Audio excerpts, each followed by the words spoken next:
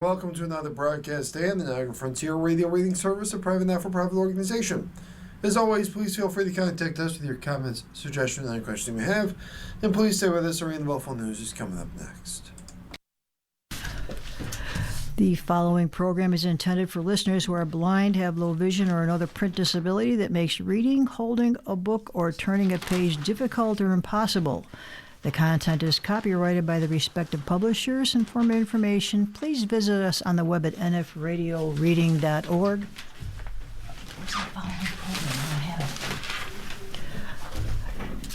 What don't you have? This? No. Well, your Niagara Frontier Radio Reading Service now presents a reading of articles and features from the Buffalo News for today, Friday, January 23rd of 2026, and your readers today are Don Williams and JJ Patek, and we'll start out as we typically do, the weather. And it's frigid everywhere, and it looks like it's going to be quite the weekend for everybody. We have rather cloudy, brisk, and bitterly cold today with snow showers with a high of 12, and frigid tonight with a low of 3 below zero. A thick cloud cover tomorrow with a high of 8.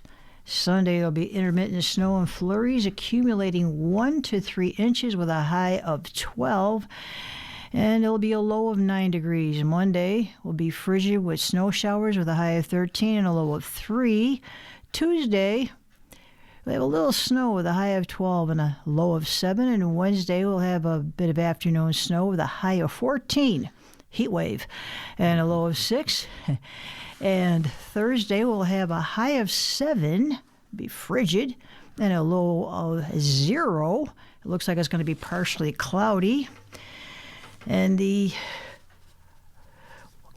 national high was at 83 degrees in Fort Myers, and the national low was minus 22 at Cook, Minnesota, and the whole upper Midwest is in the lower teens and any lower double digits. It's frigid out there. The typical high is the high yesterday was 32 and the low was 23. The normal high and low is 32 and 18. The record high was 70 back in 1906. The record low is minus 7 in 1976.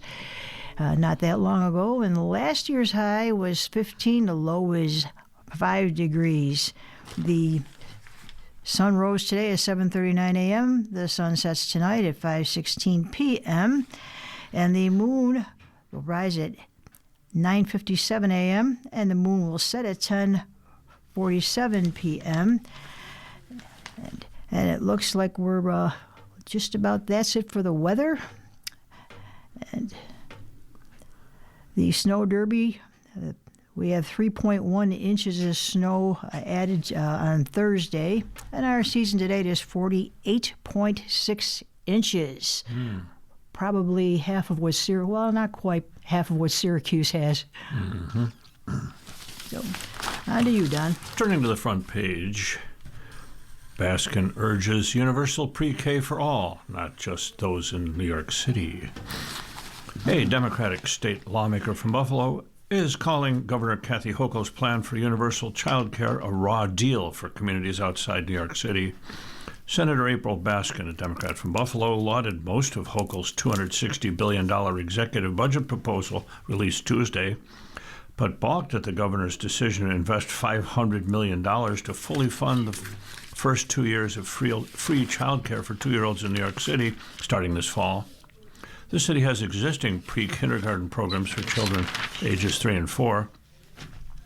Hochul has promised that every 4-year-old in the state will have free pre-kindergarten by 2028, said Baskin, now the region's senior senator in the Democratic majority. I know my colleagues who represent cities outside of New York City feel that our 2- and 3-year-olds matter too, Baskin said in a statement released Wednesday. The governor's proposal is a raw deal for non-New York City families. Communities outside of New York City need parity and opportunities for our newborns, infants, and toddlers to have free child care opportunities. I hope to work with upstate representatives to amend this proposal, so that we can get true universal child care for all New Yorkers. Baskin said universal child care was a critical service providing a foundation to statewide economic development. When the working class have options for safe, affordable, high-quality child care to send their children, more people have opportunities to contribute to our growing economy, Baskin said. The governor's proposal expands free universal child care for toddlers in New York City immediately. However, communities outside of New York City will have to wait until 2028 for just universal pre-care for 4-year-olds. In her remarks Tuesday after the release of her budget proposal, Hochul said, "We know that New York City and the rest of the state have different needs and different infrastructure when it comes to child care, and they require different solutions." Hochul's budget includes $1.23 billion for the Child Care Assistance Program, which aids families below 85% of the state median income. The budget included $60 million for pilot child care programs for children up to age 3 in Monroe, Broome, and Dutchess counties. Each county would receive $20 million to cover up to 1,000 seats. The counties will pay 10% of the cost. Hochul has proposed increasing funds for existing pre-K seats outside New York City to up to the higher amount of either $10,000 or the applicable school district's foundation aid per student. Governor Hochul's plan to deliver universal child care is a multi-year plan that will deliver for families across the entire state, making New York the best place to raise a family, Hochul spokesperson Nicolette Simmons said. Her plan includes expanding pre-K for all families, ensuring access for every 4-year-old by 2028, massive investments in child care subsidies statewide, which help thousands of upstate families cover the cost of child care, and piloting community care programs for kids 0 to 3 years old in various upstate communities. The governor looks forward to working with partners in government to meet the needs of every community and deliver child care to every family across New York. Assemblymember William Conrad, Democrat from Tonawanda, a retired teacher who taught for 21 years in the Kenmore Town of Tonawanda School District, said in a statement that he was heartened by the governor's consistent attention to our child care infrastructure. He added, "Ensuring affordable, accessible child care. This is a proven means of growing the workforce and supporting families' well-being." Thank you. We'll have to wait and see where that goes. Well, one of our local projects looks like it's finally starting to get off the ground. Station 12 adds some familiar tenants. Activity is picking up the Lifestyle Center project in Amherst, and this is from Stephen Watson. The Station 12 development at the former Northtown Plaza in Amherst is filling up, and the latest batch of announced tenants included some familiar names. The project will feature the region's first Tempur-Pedic mattress and bedding store, its first Warby Parker optical store, and its first North Face outdoor apparel store, the property's developer revealed Thursday morning. The development will also host a Black and Blue and Crab restaurant following a relocation from its current address down the road in Amherst. The Buffalo News was first to report on the new tenants. This is a third set of tenant disclosures made by WS Development, the company behind the Station 12 project, since September. The development on Sheridan Drive near Niagara Falls Boulevard had proceeded sluggishly, raising questions about its viability. But construction and tenant signings have picked up, and the first stores on the site are set to open this fall. From the beginning, our goal with Station 12 has been to create a destination that serves the community, Brian Sierra, WS's Development's Senior Vice President for Leasing, said in a statement. The next business reflects the growing excitement and momentum behind Station 12. Tempur-Pedic mattresses and related products are sold at other retailers locally, but the closest corporate stores are in Cleveland and Pittsburgh. Warby Parker is known for its online sales of affordable glasses and sunglasses in a wide variety of styles. Its retail stores act as a showroom and vision centers, with the closest such locations now in Rochester's Eastview Mall and in Toronto. The North Face produces jackets, winter hats, gloves, fleeces, and other apparel. They're sold at retailers such as Dick's Sporting Goods, but the closest corporate North Face stores are in Metro Detroit and New York City. Black and Blue Steak and Crab is a chain of high-end restaurants with 5 locations in upstate New York and Massachusetts.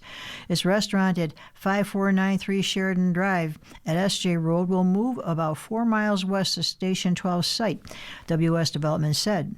Boston-based WS Development has been working on this project since purchasing the former Northtown Plaza in 2015.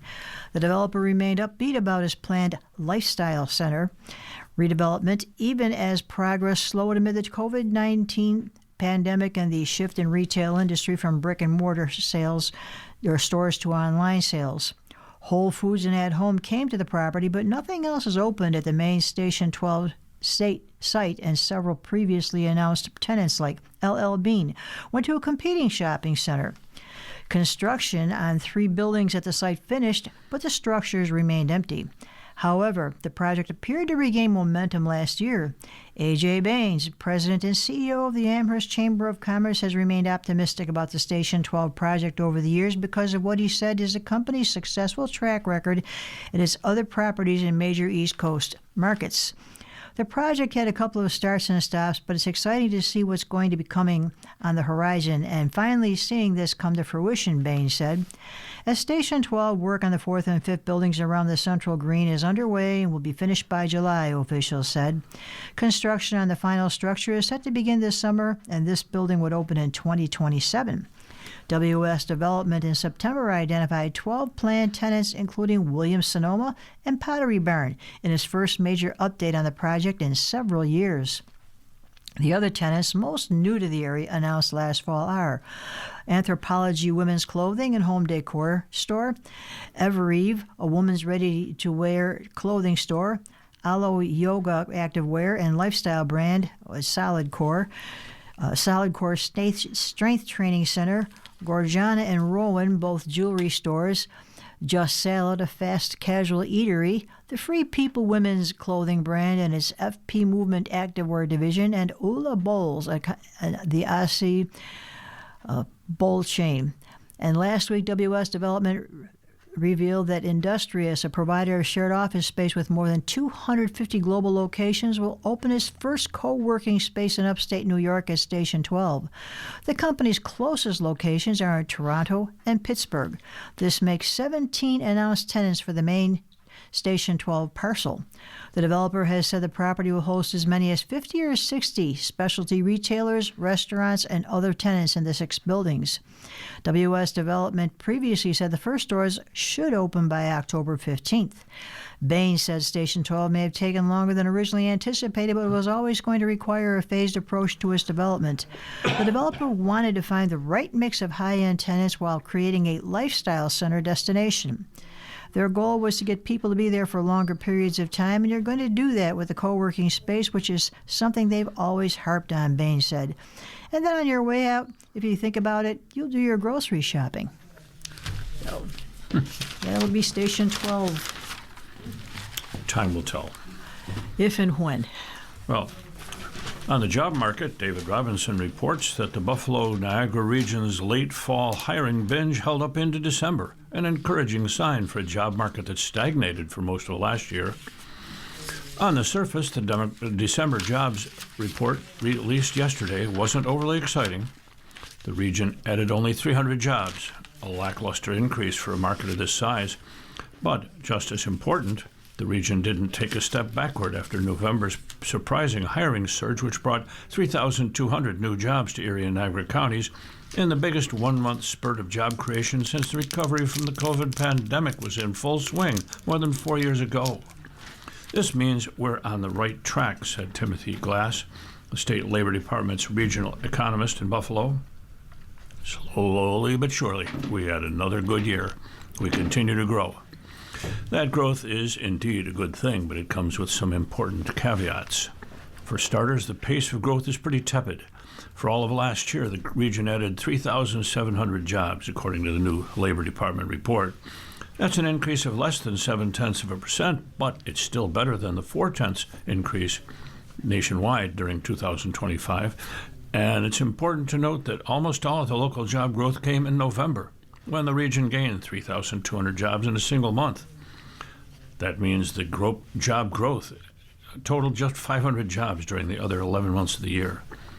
Much of that November hiring was seasonal in nature, jobs that last only a few months and don't pay particularly well, said Juliana Golubievsky, a Canisius University economist. That begs the question, what's the true direction the local job market is heading? Is it the modest improvement we saw when you average out all of 2025? Or is it more telling that hiring was, for the most part, flat during 11 of the past 12 months? We'll get a much better picture in early March. That's when the January job report comes out, and it's always the most important one of the year. That's because the monthly data for the past year is revised for a second time, this time based on much more accurate and extensive employment information collected through a quarterly census of businesses. Everything we know now, based on those quarterly reports that are available through June, is that the monthly data is too upbeat. Economists at the Federal Reserve Bank of New York estimate that the monthly job reports are overstating the number of jobs in the region by about 4,700, or just under 1%.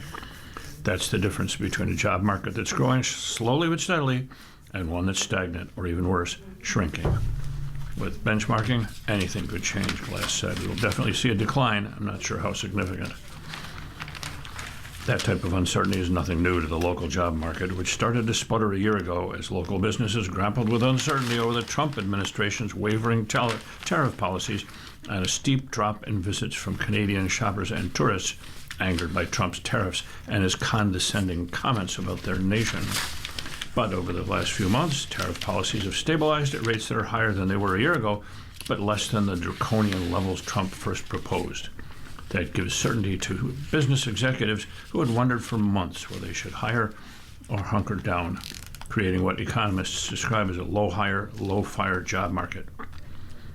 We see little signs of that in the December report. Some of the strongest hiring came in a segment of the jobs report that includes temporary help, possibly an indication that businesses need more workers now but aren't sure for how long. Education, healthcare, and business services have also been growing at a robust pace. So the good news is November's job gains held up after their initial revision, and we didn't take a step back in December. The bad news is that November's momentum proved fleeting, and since the region still hasn't recovered all the jobs it lost during the COVID-19 lockdown, that's disappointing. We're better than we were before, Glass said, but we're not back to where we were before. Well, you're listening to a reading of today's Buffalo News on your Niagara Frontier Radio reading service, and the time is 17 minutes past the hour, and we move on to editorials. And An Outstretched Hand is the title of this. Western New York Land Conservancy continues its quest to save properties from potential development while protecting wildlife. It is essential work that helps ensure the survival of biodiversity. As the News Mackenzie Schumann reported, the Land Trust recently conserved an 86-acre property in Holland. The forested land, called the Bush property, for its former owner who donated to the Land Conservancy as part of their will, is the latest example of the Trust's ambitious Western New York Wildway, an effort that sets aside safe spaces for wildlife to roam. The Wildway does that by creating the corridors of connectivity and wildlife required to survive, as explained by Marisa Rigi, an executive director of the Land Conservancy, in a prepared statement.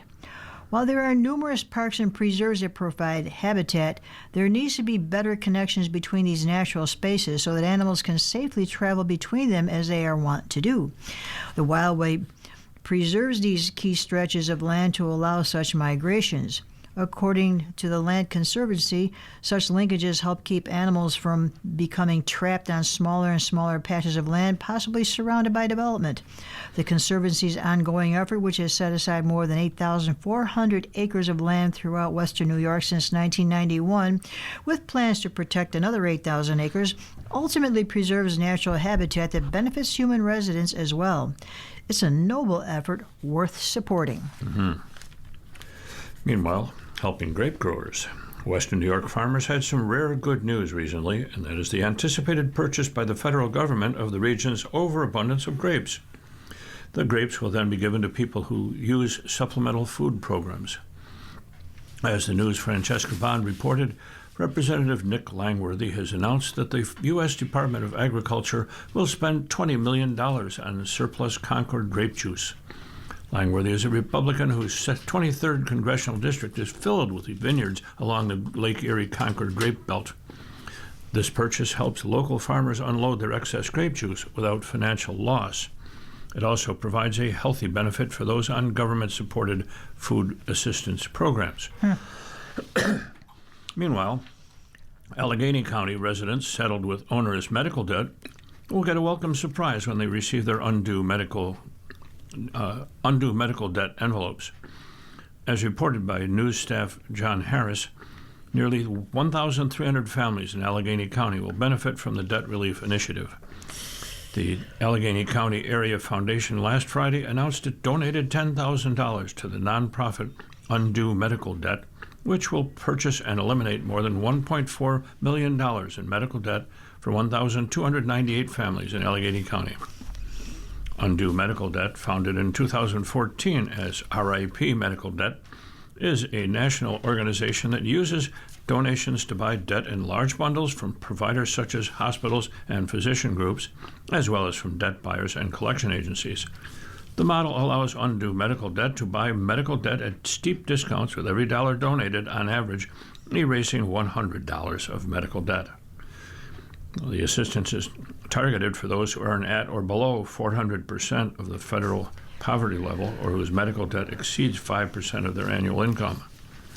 As Allegheny County Area Foundation Executive Director Bruce Campbell said in a statement, there are financial, emotional, and health implications for those burdened by unpayable medical debt, and ACAF is glad to be in a position to help out many local residents who are dealing with this. Medical debt is one of the most crippling financial burdens those families face. Thanks to Undue Medical Debt, they're getting a helping hand. That sounds good. Mm-hmm. We have a couple of rather interesting political, well, not political, but cartoons here. One is political, from Mike Lukovich of the Creators Syndicate. We have a caricature of Putin standing next to Donald Trump, and he's giving him a plaque. And on that plaque, it says Employee of the Month, Donald J. Trump. And in each corner, there's a Russian flag. And between the top two flags, there's a communist hammer and sickle for the Employee of the Month. And Putin is saying, finally, a prize you actually earned. That's kind of an ouch. And then we have Tom Stiglick, the Creators Syndicate. Kind of a thing at the weather, which is getting more and more frightful. We have the famous farmer's drawing, the old man standing with his little round glasses and a woman next to him with her wide round eyes. And instead of the farming utensils, they're holding a snow shovel, and they're wrapped in their warm winter clothes, and saying, massive snowstorm expected to impact millions across the U.S. Yeah, what I saw yesterday on that looks pretty scary. Yes. Well, you know what Charles Dudley Warren said, Mark Twain's friend. Everybody talks about the weather, but nobody does anything about it. Well, my poor niece moved down to South Carolina to get away from the cold, and they've had a few freezing days. Then my brother down in Charlotte's had a few freezing days. They're going to have more, apparently. Well, Ellen Klass from the Bloomberg Opinion reports that Trump administration's push to undermine the midterms gains ground. The Department of Justice is assembling its first ever national voter database. It has demanded that states turn over their complete voter registration lists, loaded with private information such as driver's license and social security numbers linked to names, home addresses, and dates of birth. It has also turned the federal immigration database into what it calls a national voter verification tool to remove large numbers of voters from the polls. Each of these moves evades federal privacy protections, but they might not seem objectionable to many Americans. After all, the government already knows much of this information, plus our TSA facial profile and our tax and business information. But the nation's founders gave authority over election administration to the states precisely because they were worried about centralizing too much power in this federal government. And in the context of the Trump administration's other activities, such as the surge of federal immigration agents into blue cities and the president's unsubstantiated claims that we have very dishonest elections, the data grab is downright frightening. First, there are no safeguards against false matches that wrongly flag eligible voters as non-citizens. A county administrator in Texas warned in a court filing in October that nearly 25% of the voters in Travis County were incorrectly identified by the federal program as potential non-citizens. Secondly, the Department of Justice hasn't said how it will keep the data safe from hackers and cybersecurity breaches, raising the risk that millions of Americans could be exposed to fraud and abuse. Finally, there is no guarantee that the administration wouldn't use the voter list to undermine U.S. elections. Once the Department of Justice has national voter information, it could use insignificant discrepancies to question the validity of election outcomes. We saw how far President Trump was willing to go down that path after the 2020 election. And the DHS could use the immigration database to send its agents into polling places in the name of verifying voters. Naturalized immigrants or Hispanic citizens might decide to stay home rather than risk a confrontation.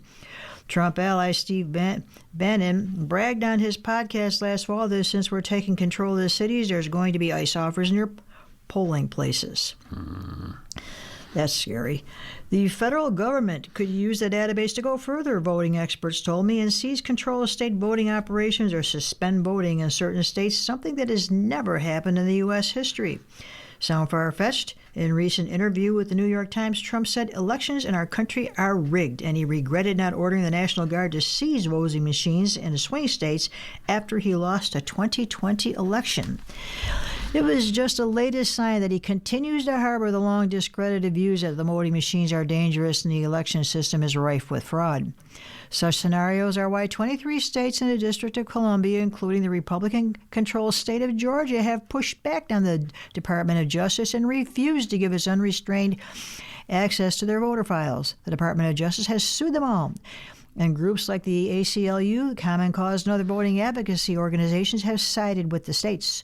Only 8 states have either provided or said they will provide their full statewide voter registration list, but a dozen others, including the Republican-controlled state of Florida, have only turned over what's already publicly available, according to the Brennan Center for Justice, which is keeping track.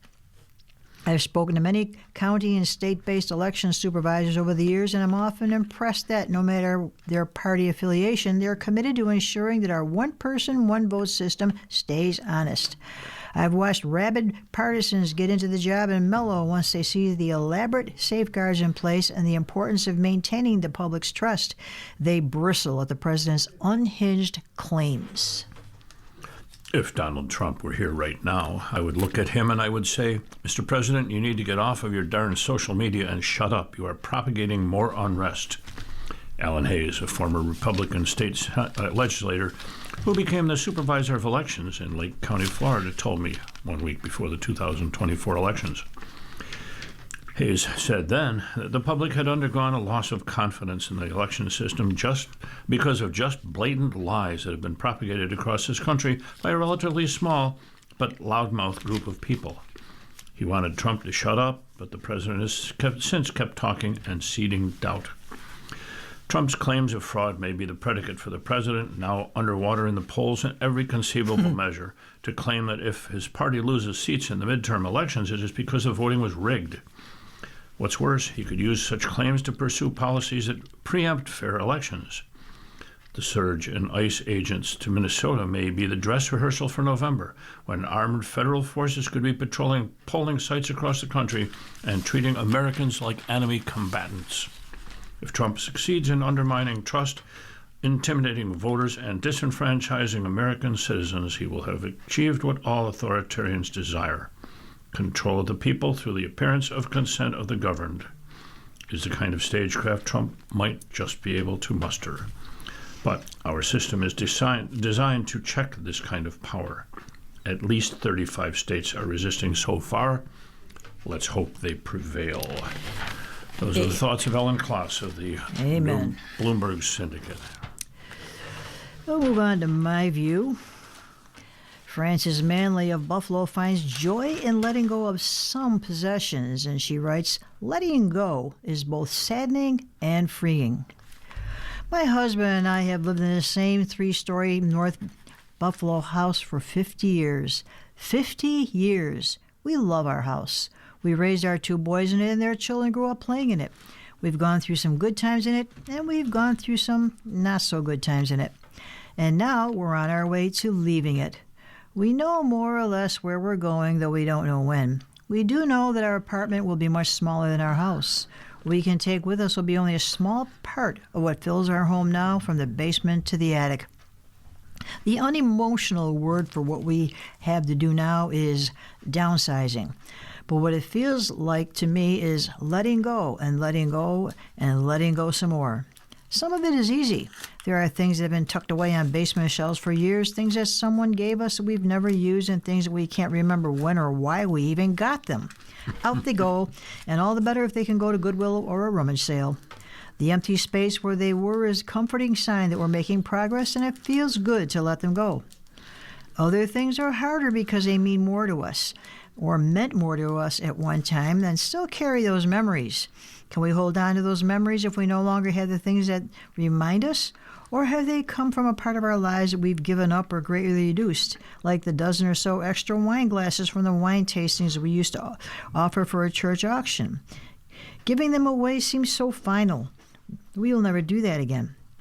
What can we keep and what has to go? It's a decision that we have to make over and over again for one thing after another. The decisions get harder and harder as we go along and dig deeper. I remember when my mother was downsizing as she grew older. There were certain things, an Allen theater organ, her silverware in china, a pair of dining room corner cabinets, for example, that she loved. What struck me was that for those things she really wanted was for someone else to want them when she could no longer use them. One of my sons took the organ, and the corner cabinets, a granddaughter took the silverware, and then I came home with 12 place settings of china. And now I find myself in the same position. If I have lost something and I can't keep it, I want someone else to love it. In the end, I know that we have very little control over that.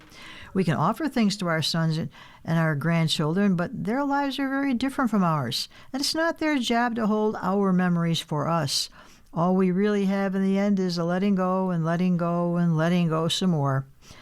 And yet that's not quite right, because beyond all that, letting go is something else. When it's done, it's sometimes followed by a sense of relief. There's one less thing to carry around, literally or metaphorically. There is also lightness, even joy, as we treasure what's left. There is somehow more space in our minds and hearts and lives for what we really need and what we really love most deeply. I admit we're not quite there yet. I know the feeling. We still have a lot of letting go to do. But we get there one day at a time, one step at a time, one decision at a time, and we're looking forward to the new life that's calling. I should have seen the signs. My wife's parents both were pack rats. Uh-oh.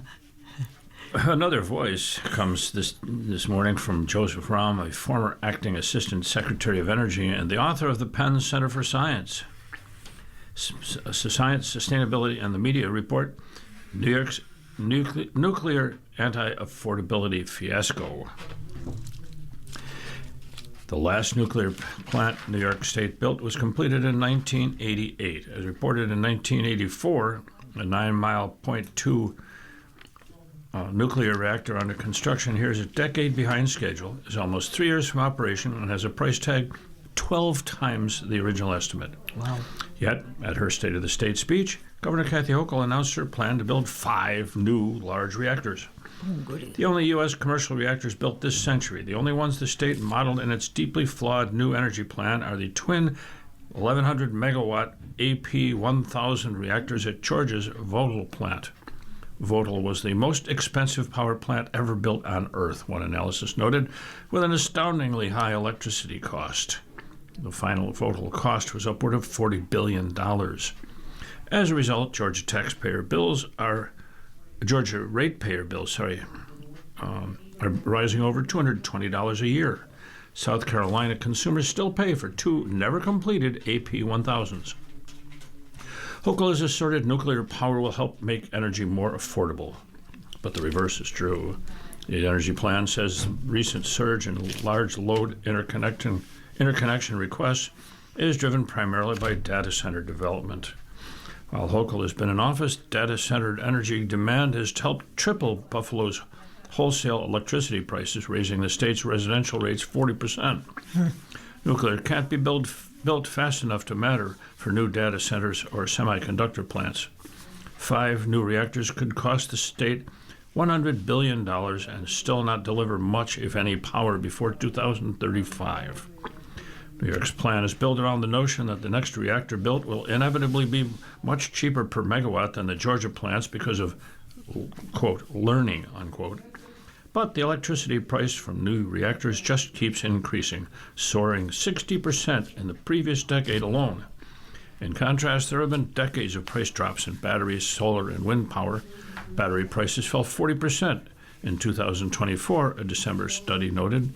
The economics for batteries are unrecognizable, the lead author explained. Solar is no longer just cheap daytime electricity. Solar is now anytime dispatchable electricity. These technologies should be the focus of a genuine energy affordability plan.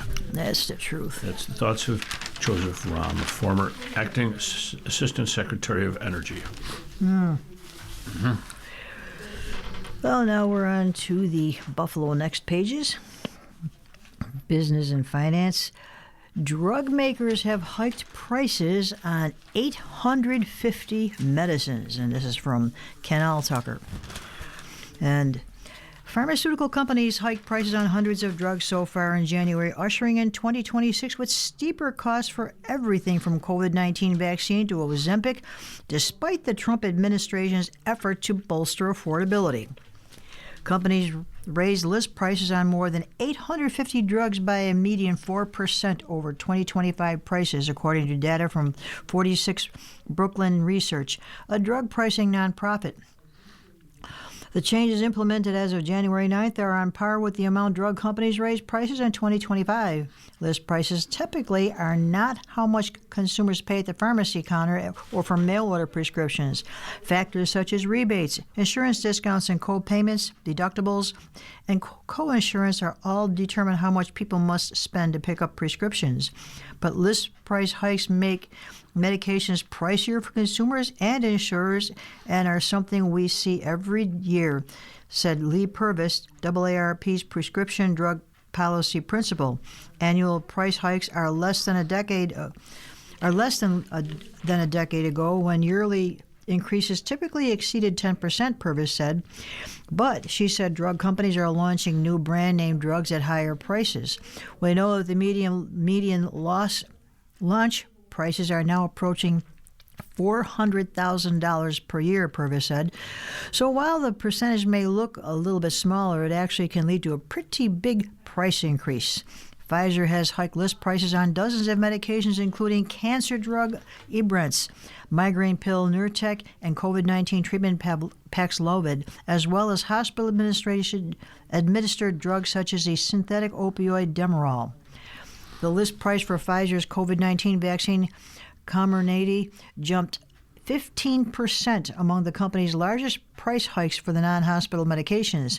In a statement, Pfizer said average list prices increased less than the rate of inflation. The pharmaceutical giant said net prices, the amount it collects after rebates and insurance discounts, have decreased in recent years. The modest increase is necessary to support investments that allow us to continue to discover and deliver new medicines, as well as to address increased costs through our business, Pfizer's statement said.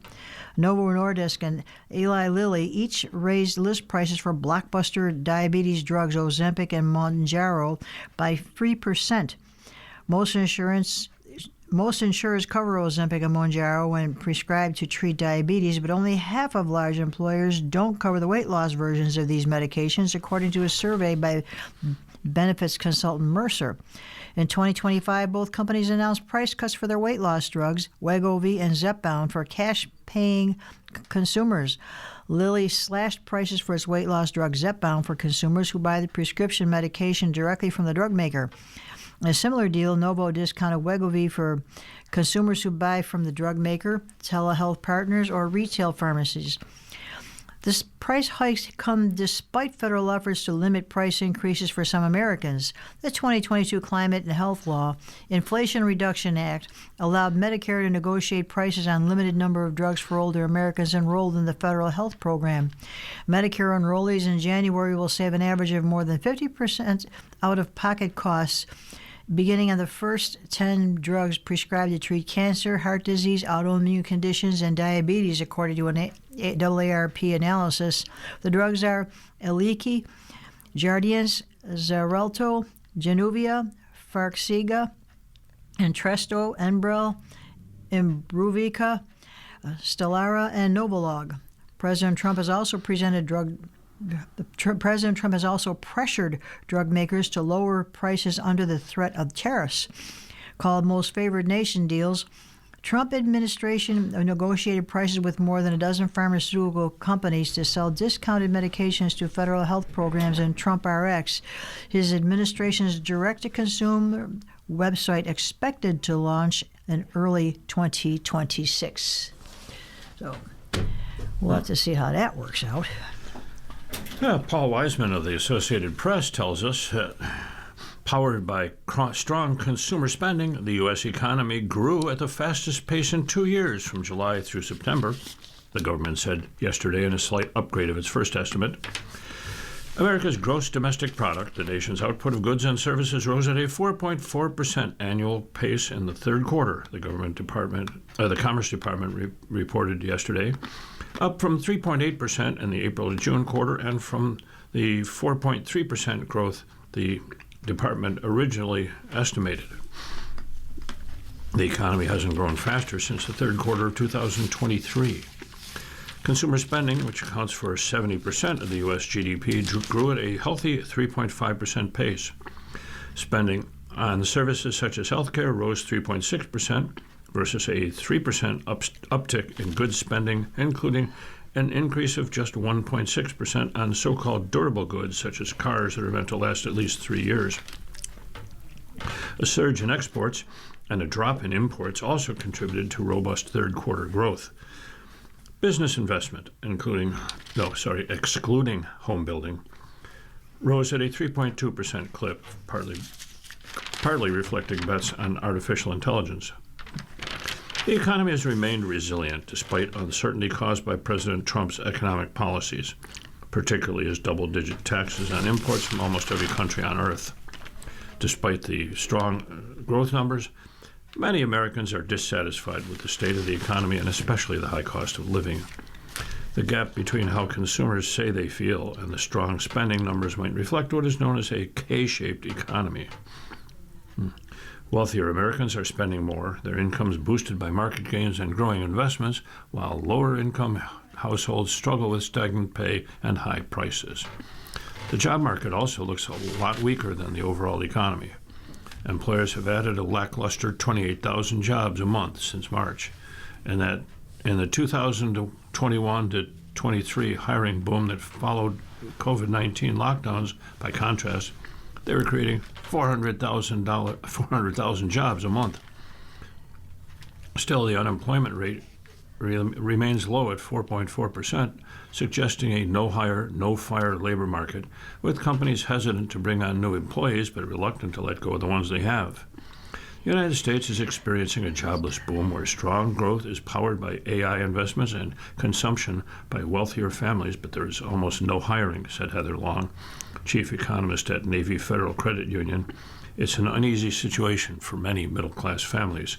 One of the big questions for this year is whether the middle class will start to feel the uplift from the boom. We'll have to wait and see, won't we? Yeah.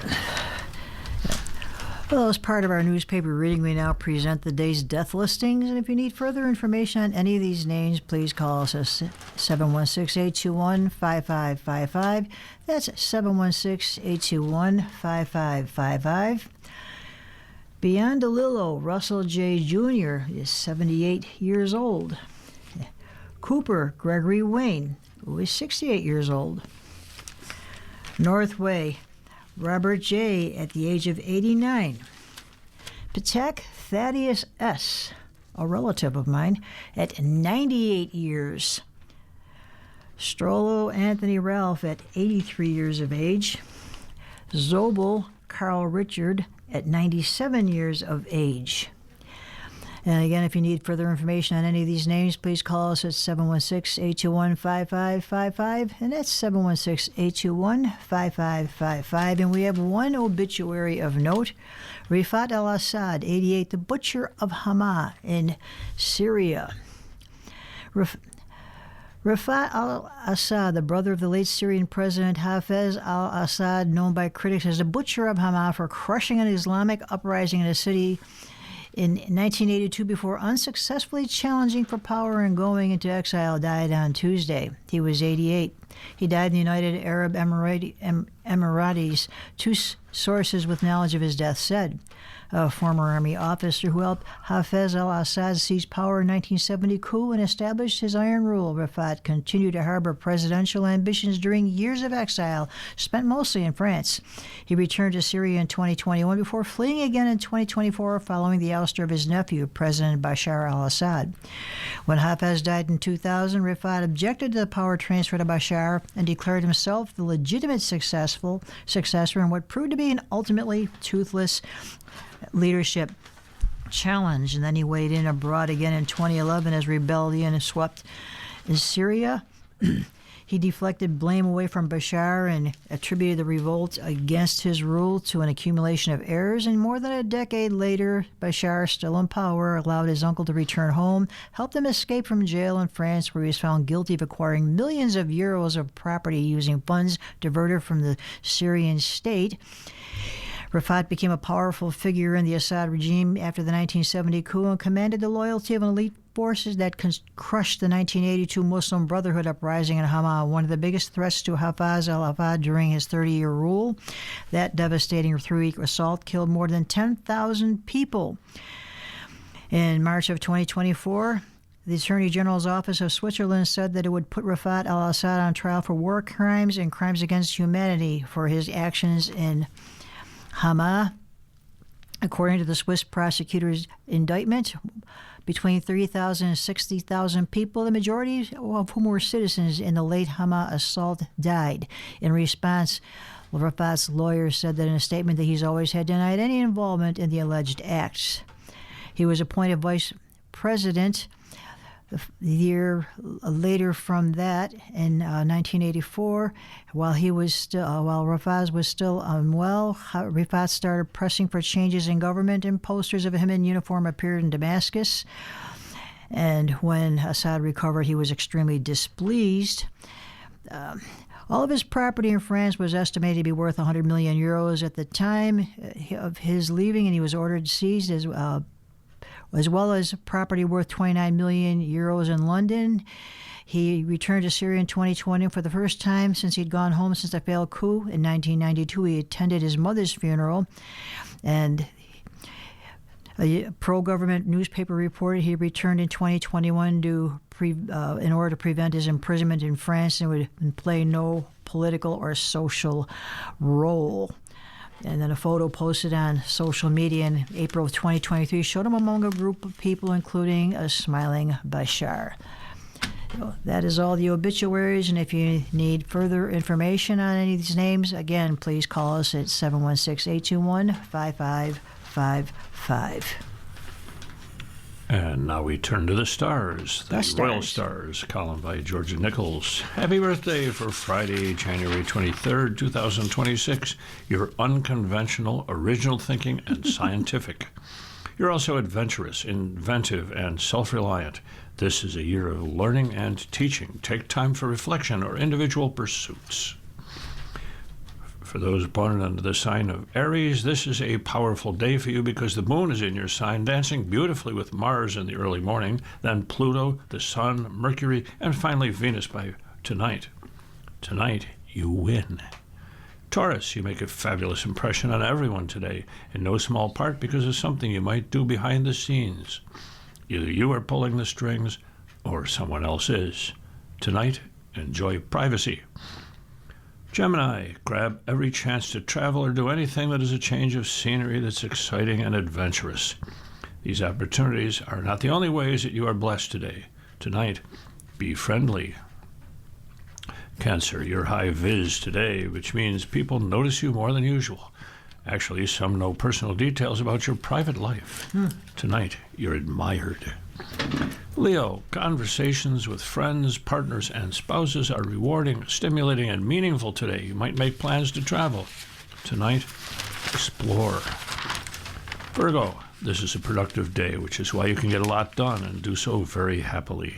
Financial negotiations will go well. If you need anything, ask for it, because it will be forthcoming. Tonight, check your finances. Libra, accept invitations to socialize and party today. Get out and meet friends for coffee, lunch, dinner, or any occasion. Tonight, listen and cooperate.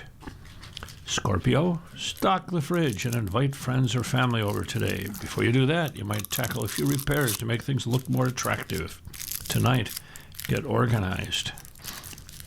Sagittarius, you feel the bustle today. Get out and talk to people. Enjoy short trips. Shop, linger, explore, meet new faces, see new places. Tonight, socialize.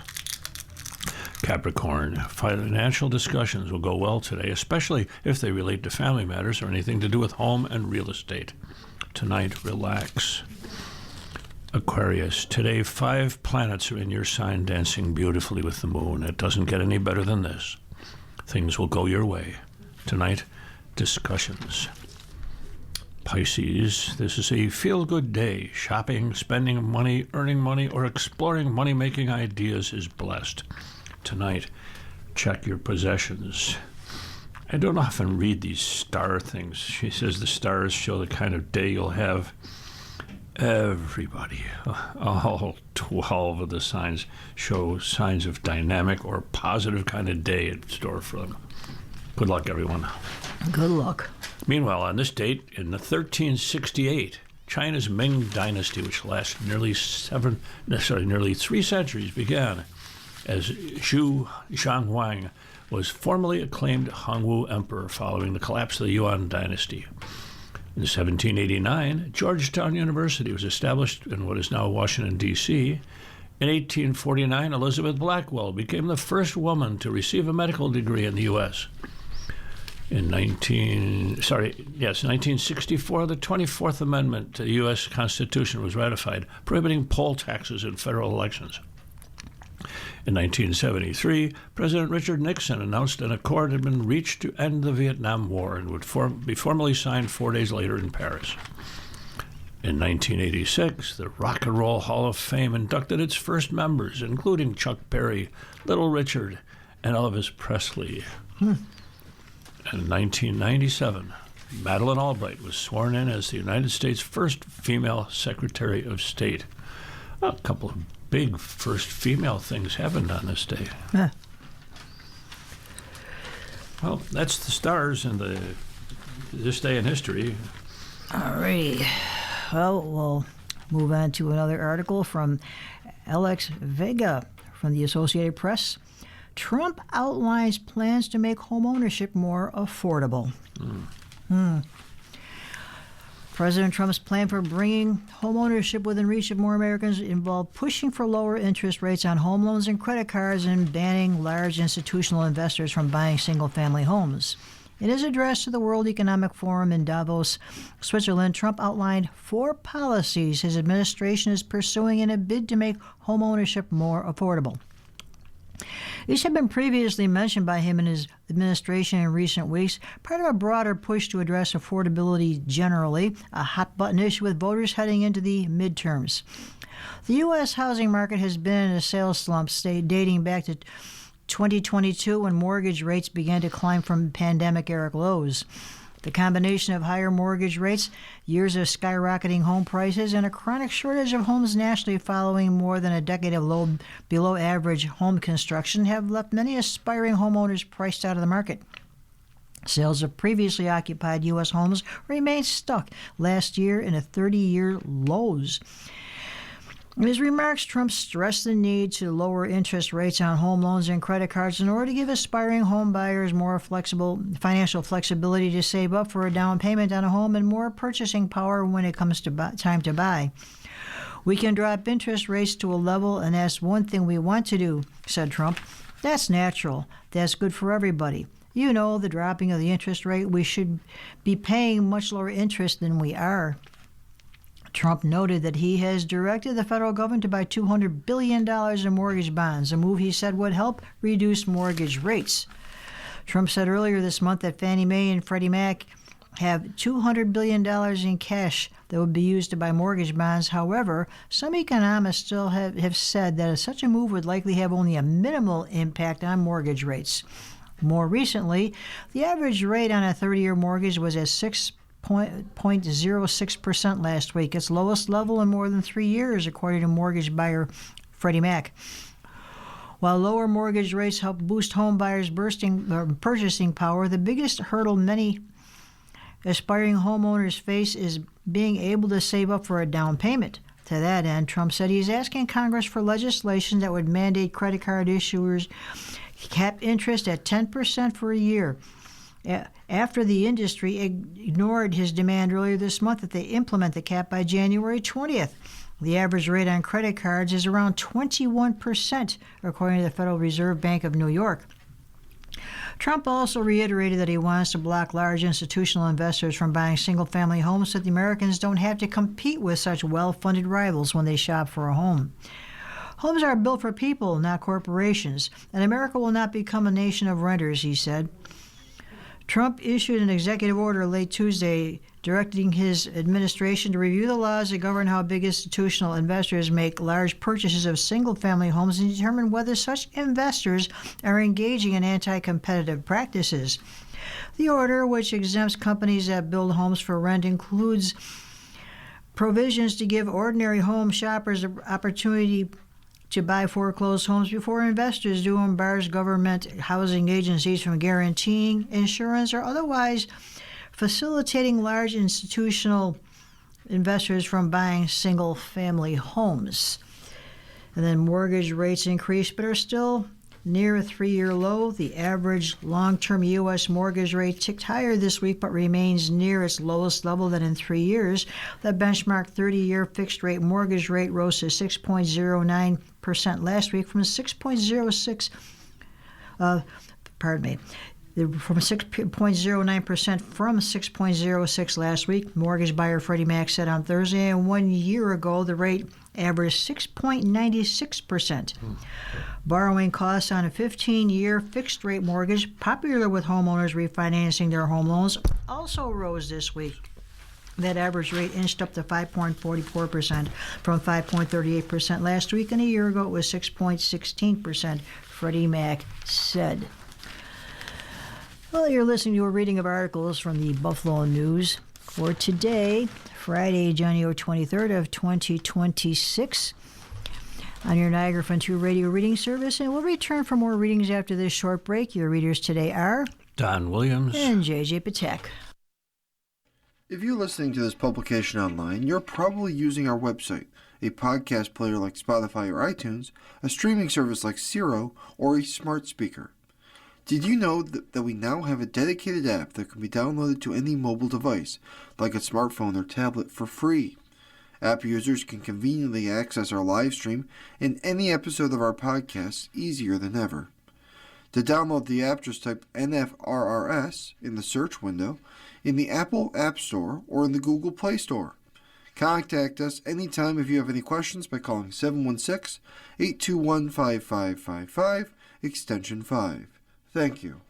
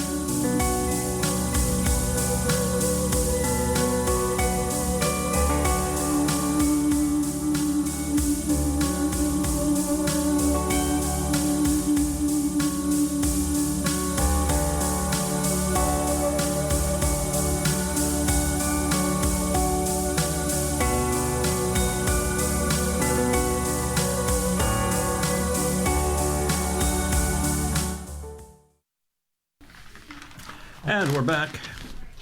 We'll continue now with our reading of articles from today's Buffalo News. Your readers are J.J. Patek and Don Williams.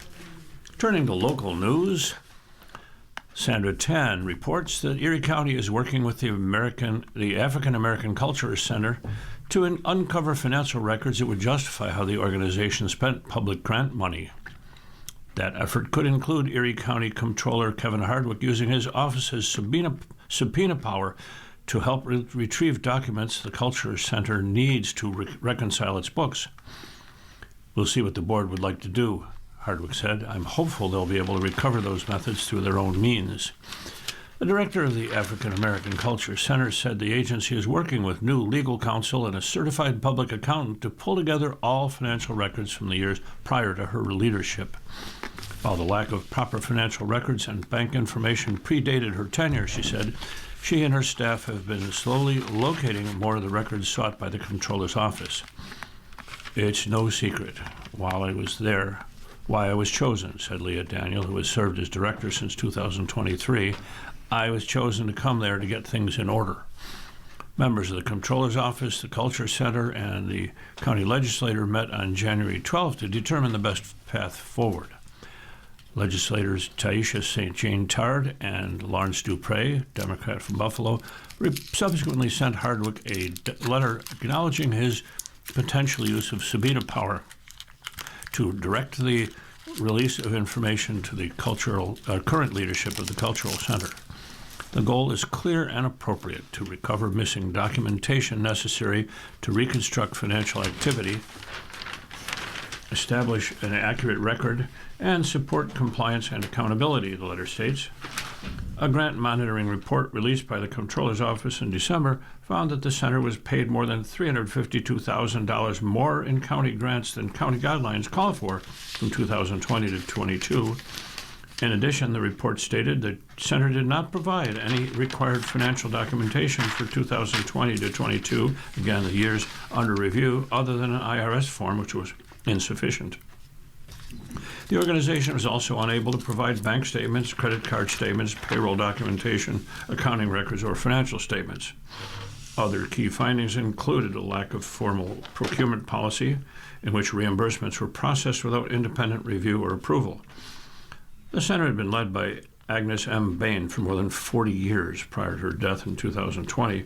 Since then, there has been leadership and staff turnover, but Daniel said the organization has improved its record-keeping and business practices since her arrival. She said she has no objections to review by the State Attorney General's office, which is what County Executive Mark Poloncarz has called for. Any review of the organization's more recent financial activity would find everything in order, she said. We have nothing to hide. We're compliant with whatever they want to do, and if anything comes up that someone was doing something that they had no business doing, then that consequence needs to come to them. Hardwick said he is meeting with the organization's board on Monday. It appears to be one of those rare instances where we're all on the same page, which is a good thing, Hardwick said. You have a lot of adults in the room, and we're going to be very supportive of them. Daniel said she has been doing the work of many people, which is why she had asked for more time to find records that predated her. She said she was shocked when the report was publicly released and reported on by the Buffalo News. She said she hopes funders will give us a chance and recognize that poor bookkeeping in the past is not an indication of where the center is now. St. Jean Tard and Dupre have defended the work of the Cultural Center, but recognize the importance of the center meeting all expectations for transparency and accountability and to restore confidence in the organization. The center has been given nearly $1.15 million in county grants from 2020 through 24, according to the County Budget Office, plus another $500,000 in construction-related county grants for building renovations. St. Jean Tard and Dupre have objected to the Comptroller's Office using the word overfunded to describe the county money that was given to the organization. Although county guidelines say grants should not be given in excess of 20% of an organization's fiscal year expenses, it's not a requirement, nor is it a determination of wrongdoing. Other cultural institutions have also received more than 20% in grant funding based on public interest and need, they said. Moving forward, it's important to be thorough and to support involving the state in a review of the agency. I don't think this is something that needs to be rushed, Dupre said. Better to get it right. Yeah. Well, Patrick LeCamp writes $1.8 million of COVID fraud sends two to prison. The former owner of the Rapids Theater in Niagara Falls, as well as a chief financial officer for the since-closed venue, headed to federal prison Wednesday after a judge sentenced both for defrauding COVID relief programs out of more than $1.8 million. John Hutchins, 72, of Lewiston, the former owner, asked to surrender at a later date, but U.S. District Judge Meredith Baca denied his request. Hutchins and Roberto Solomon, 43, of Niagara Falls, each pleaded guilty last year to conspiracy to commit bank fraud and wire fraud. The judge sentenced Hutchins to 14 months in prison and Solomon to 20 months. You were under a lot of financial stress, and you found an opportunity to obtain money to help your business, Vaca said at Hutchins' sentencing hearing. But to do that, you had to lie. She ordered restitution of more than $1.8 million to be shared by both men. It's embarrassing, Hutchins said when given the opportunity to speak at the hearing. You think? I'm responsible for that, Hutchins said of the fraudulent application for aid through the Economic Injury Disaster Loans, Paychecks, and Protection Program of the Shuttered Venue Operators Grant. I know what I did, Hutchins said. Hutchins and Solomon applied for loans at half dozen companies owned by Hutchins, including the Rapids Theater and Bear Creek Entertainment. In a court filing, Hutchins characterized his crime as a series of poor business decisions during desperate times. Assistant U.S. Attorney Paul E. Bonanno and Douglas A.C. Penrose disputed his description of his criminal conduct as a result of COVID restrictions hurting his businesses. His companies were hurting before COVID started, Bonanno said in court. Vaca said she took into account Hutchins' age, poor health, and the lack of criminal history in fashioning Hutchins' sentence. She also noted the state of the world in the midst of a pandemic. What you did was wrong, Vaca told him, noting his businesses were failing and had more than $1 million in liability. Prosecutors noted that Hutchins used some of the COVID relief money for his personal benefit, including buying a new Cadillac for himself and to make payments on his condominium in Florida and his home in Lewiston.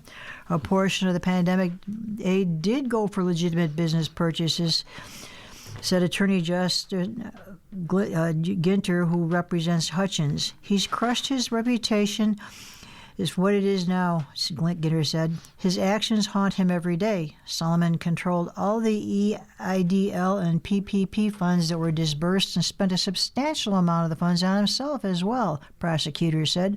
Solomon wrote himself a bonus check for $119,000. It was drawn on a bank account funded entirely by the EIDL loan to the Rapids Theater, on which he was the only authorized signer. The money was then transferred into his personal bank account. He received the $119 bonus despite being laid off and receiving unemployment insurance from March to September of 2020. Solomon used the pandemic relief money to fund $15,000 and $25,000 wire transfers to his mother in Egypt, a $25,000 cashier's check to his defendant uncle, a $20,000 down payment on a new BMW X7 SUV, a $20,000 down payment on a new house in North Tonawanda, and an additional $30,000 payment to the seller of the house in North Tonawanda. In his sentencing memorandum, Solomon sought to mitigate his criminal conduct by emphasizing the anxiety produced by the pandemic and the intense pressure he felt from his boss, John Hutchins. Solomon's conduct was not a one-time panic decision made at the height of the COVID pandemic, Bonanno and Penrose said in their court filing. Instead, the defendant's criminal conduct was a calculated scheme carried out over the course of many months that persisted well into 2021, they said. Regardless of pressure from his boss, Solomon was an experienced, trained accountant who knowingly lied to the Small Business Administration and several banks to put tens of thousands of dollars of COVID relief money into his own pocket, the prosecutor said. Anxiety caused by the COVID pandemic does not excuse his protracted, persistent criminal conduct, Bonanno and Penrose said.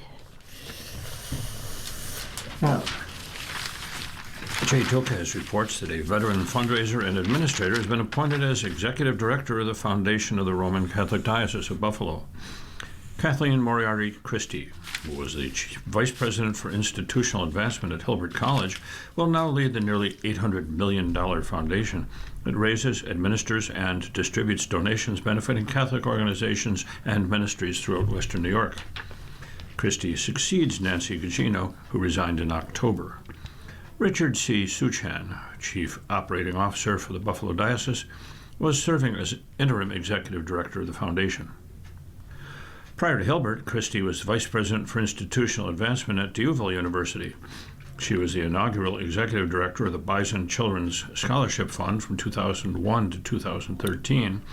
As foundation executive director, she will also serve as director of development for the diocese, according to a news release yesterday announcing the appointment. The foundation was established in 1996 and is separately incorporated from the diocese. However, the diocese has pledged $150 million in donations, in diocese, parish, and Catholic affiliate funds toward a settlement with the official committee of unsecured creditors, which represents nearly 900 child sex abuse victims in federal bankruptcy court. Diocese officials have sought as much as $15 million from the foundation toward the settlement, but those requests were rejected by votes of the foundation's Board of Trustees, which has maintained that foundation assets are restricted and may not be used toward the settlement. Diocese spokesman Greg Tucker said foundation trustees had not, as of yesterday, committed funds toward the settlement. The state panel okays Roswell Park's $20 million expansion plan in Amherst. This is from John Harris. Roswell Park Comprehensive Cancer Center continues to grow its services beyond its sprawling downtown Buffalo campus. The latest example, a state health committee on Thursday approved Roswell Park's nearly $20 million plan for a multi-specialty ambulatory surgery hospital extension clinic at 199 Park Club Lane in Amherst. That clinic will be located next door to the two-story, 30,000-square-foot Roswell Park Scott Beeler Amherst Center, which opened in September of 2023 at 203 Park Club Lane and offers diagnostics, chemotherapy and infusions, survivorship care, radiology, lab work, and pharmacy services. At 199 Park Club Lane, Roswell Park is planning to turn vacant space into the building into three outpatient surgery rooms, one procedure room for cystoscopy and endoscopy cases, three mammography rooms, two ultrasound rooms, and one MRI suite, according to paperwork filed with the state. With the approval Thursday from the Establishment and Project Review Committee, the project should be up for approval at a February 19th meeting of the State Public Health and Health Planning Council in Albany. The committee meeting Thursday in Albany was attended by Roswell Park President and CEO Candace S. Johnson, Chief of Hospital and Network Operations David Terr, and consultant Frank Cicero. Committee members asked two questions of Roswell Park before approval, with Committee Chair Peter Robinson asking about charity care and Committee Member Ann Monroe asking about primary care. Johnson handled both questions, telling Monroe that Roswell Park's two main primary care functions are its survivorship program and its cancer screening efforts. In terms of charity care, the term for discounted care for low-income patients, Johnson and Roswell Park now provide almost $4 million a year in charity care, up from $2 million in 2022. Last year, Johnson said Roswell Park had about 1,300 applications for financial assistance, with around 95% of those approved.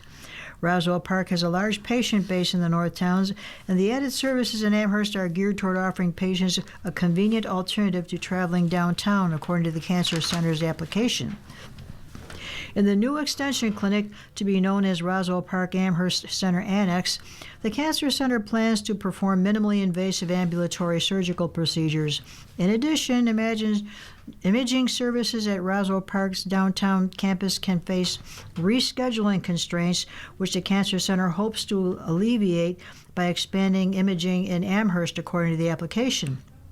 At the Roswell Park Amherst Center Annex, the Cancer Center forecasts 10,364 visits in the first year and 12,975 visits in the third year. Medicaid-covered patients are expected to account for more than 11% of visits. The center expects to have 35 full-time equivalent employees in the first year, which is forecasted to grow to more than 41 by the third year. In August, Roswell Park closed on $175 million in bond financing through the Dormitory Authority of the State of New York, giving the Cancer Center the firepower to support facility improvements, equipment purchases, and debt refinancing. The Cancer Center, a state public benefit corporation, has grown to more than $1.2 billion in annual revenues and more than 4,000 employees. Wow. Cancer. You're listening to a reading of articles from today's Buffalo News on your Niagara Frontier Radio reading service. At 15 minutes past the hour, we turn to sports. Yay!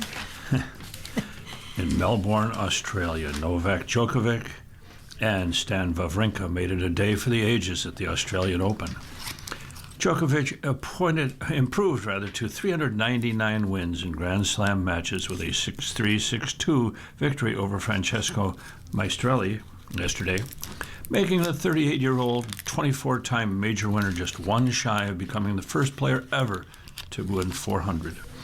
He's aiming to win an unprecedented 25th Grand Slam title, and if he does, he'll beat Ken Rosewall's record, aged 37 in 1972, as the oldest man in the Open era to win a major singles championship. The Rosewall name was prominent on Day 5 at Melbourne Park, where he was among the invited VIPs. Wawrinka, at 40 years, 310 days, became the first man over 40 to reach the third round of a major since Rosewall in 1978. It took a 4.5-hour, 4-6, 6-3, 3-6, 7-5, 7-6 comeback victory over 21-year-old qualifier Arthur Gia. It's the longest match of the 2026 tournament so far. Wawrinka, who is retiring at the end of the year, will face number 9 Taylor Fritz. Before then, he told the crowd at John Cain Arena, "I think I'll pick up a beer. I deserve one." His was one of 3 high-profile matches that finished around the same time, with Jannik Sinner continuing his bid for an Australian Open three-peat after beating James Duckworth 6-1, 6-4, 6-2 on Rod Laver Arena.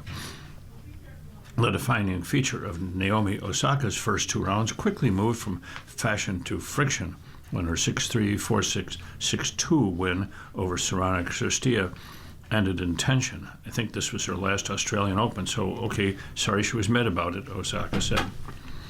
With Sinner facing an Australian wildcard, he got the prime-time 9th slot and bumped 10-time Australian Open winner Djokovic into the afternoon session. That didn't bother Djokovic as much as the dropped service game in the third set, his first of the tournament. It stung Djokovic, who broke the Italian qualifier at Love in the next game and finished on an 8-point roll. He said as he took extra time out in the off-season and fine-tuned some skills as he chased his biggest goals. "When I have more time, then I obviously try to look at my game and different elements that I can really improve. Otherwise, what's the point?" he said. "That's the kind of mentality I try to nurture. It's been allowing me to play at the highest level at this age." Iga Swiatek beat Marie Buskova 6-2, 6-3, and later said she's trying to take lessons from Djokovic's attitude to sustained success and longevity. "It's good to look at people like that and find inspiration," the 6-time major winner said.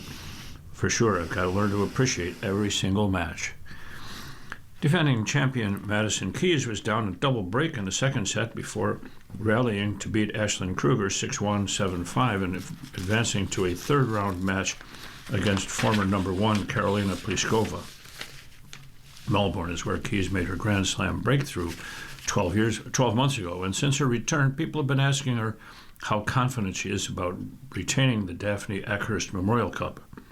"Whether or not I do repeat it," she said, "I still get to keep Daphne at home." In that tough quarter of the draw, number 4, Amanda Anisimova fended off doubles champion Katerina Siniakova 6-1, 6-4, and 6th-seeded Jessica Pegula won 6 of love 6-2 over McCartney Kessler, her doubles partner. Anisimova, who has been runner-up at the last 2 major tournaments, will next play fellow American Peyton Stearns. Pegula will face Oksana Salikhmeteva I throw hyphens in the middle of these, it's tough, who upset 2025 semifinalist Paula Badoza 6-4, 6-4. Number 5, Elena Rybakina advanced over Varvara Gracheva, and number 10, Belinda Bencic was ousted by Nikola Bartenkova. 8th-seeded Ben Shelton, a semifinalist here, reached the third round with a 6-3, 6-2 qualifier, a 6-3, 6-2, 6-2 win over Australian qualifier Dane Sweeney. His fellow American Elliot Spitzeri beat Wu Yibing in 5 grueling sets and will face Sinner. 2 men's seeds tumbled. Marin Cilic, the 2004 U.S. Open winner, ousted number 21 Denis Shapovalov, and Tomas Machak upset 2023 Australian Open runner-up Stefanos Tsitsipas 6-4, 3-6, 7-6, 7-6.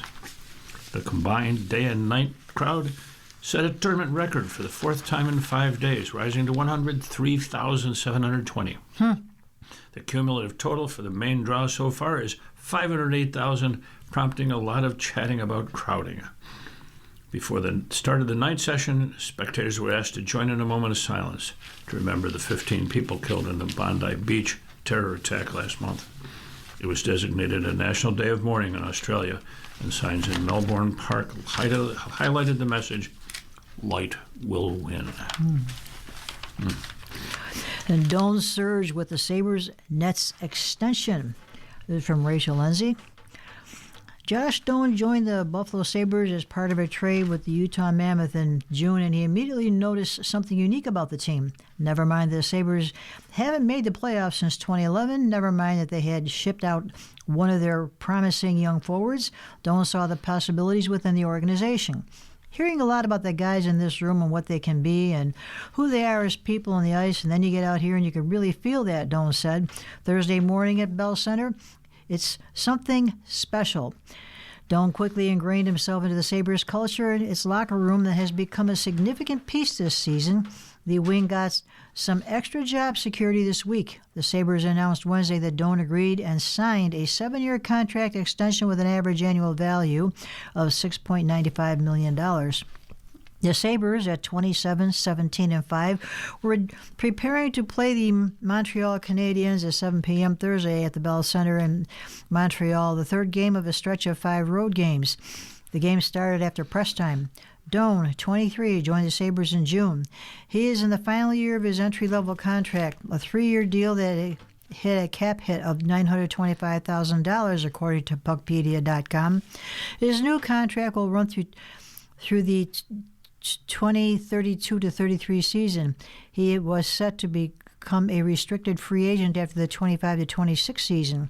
Why wait? Sabres general manager Jarmo Kekalainen said, discussing the timing of the contract extension agreement with Doan. You have a good one? You feel like he should be locked up.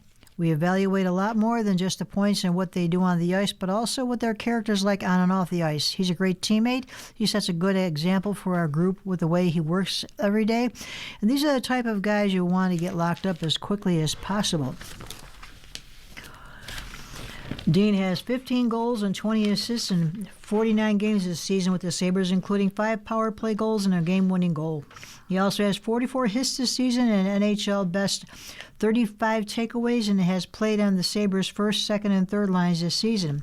He's currently the Sabres' 4th leading scorer and 3rd leading goal scorer behind Tage Thompson at 27 goals, Alex Took at 17. Doan is second on the team in power play goals behind Jason Zucker with 6. Where we are right now in the season is one of those things where I wanted to make sure it got done and out of the way, and we could focus on the back half of the year here, Doan said. It's one of those things where once it starts talking, then it starts becoming a reality, and then it turns into a privilege and into something you're just trying to get done. At the end of the day, it was something we were all happy with, and I'm happy it's done. Doan's contract comes with a structure that includes both salary and bonuses for the first 2 seasons. Puckpedia.com reported Doan will earn a salary of $3.45 million or the $3.5 million signing bonus in each of the first 2 years of his new contract, which goes into effect for the 2026 to 27 season. He'll earn a salary of $6.95 million for the 3rd, 4th, 5th, 6th, and 7th year of the contract. Kekalainen, though, said bonus structures would not be a strategy in a future contract negotiation. It's not, Kekalainen said. There's always some give and take in every negotiation, and this was the part that we agreed on. And for a Mellanston update, Beck Mellanston was one of the first players on the ice for the Sabres morning skate at Bell Center, and Sabres coach Lindy Ruff said that the wing is good to go against the Canadiens. Mellanston showed no ill effects 2 days after he blocked a shot by Nashville's Nicholas Hague with the outside of his right knee late in the 3rd period of a 5-3 win Tuesday against the Predators at Bridgestone Arena in Nashville. In fact, he said by the time he'd reached the end of the tunnel to the visitors' locker room, his knee had already started to feel better. I actually had the same thing happen last year when we were in L.A., Mellanston, who blocked 2 shots by the Predators. Every once in a while, when you catch it on the outside of the kneecap, you kind of hit that nerve there and your whole leg just kind of goes numb. At first, you're not sure if it's going to be a lot worse or if it's just almost like a stinger. He's feeling pretty good now. Mellanston began Thursday 6th in the NHL in hits at 172 and has blocked 48 shots in 48 games in this season. That block shot in Nashville drew high praise from Ruff. Everybody's on their feet, Ruff said. That kind of play is the last play you would show in the video today about winning hockey. A guy putting it on the line to help preserve the game, and he's done that day in and day out. And then Kesselring is a game-time decision. Defenseman Michael Kesselring skated with Jacob Bryson in a defensive pair during the morning skate, and Ruff said Kesselring, who aggravated a previous injury over the weekend, would be a game-time decision Thursday against the Canadiens. Well, that's your hockey news. Well, we have... This isn't exactly hockey news, but... At least one prominent fan and native of Western New York wants the Bills to hire Brian Daboll as Sean McDermott's replacement. You might remember Sean Daboll as the offensive coordinator here for a while, who left to go to New York City. Detroit Red Wings left wing Patrick Kane, a South Buffalo native and future Hockey Hall of Famer, explained to reporters Wednesday morning in Toronto why he used his X account to push for the Bills to hire Daboll. Just trying to act like I know what I'm talking about, Kane cracked to reporters in Toronto ahead of the Red Wings game against the Maple Leafs. No, I mean Daboll, he's a good friend. He kind of grew up in the Buffalo area, and he went to school at St. Francis, which is where some of my buddies went to school. And I met him when I was in New York. He was with the Giants, and I was with the Rangers. We just kind of crossed paths a little bit. So ever since then, just kind of stayed in touch. I actually talked to him on the phone the other day about maybe becoming the next Bills head coach, and then saw he's getting an interview. So I thought I'd throw it out there, but I wasn't sure what kind of traction it would get, so I guess we'll see.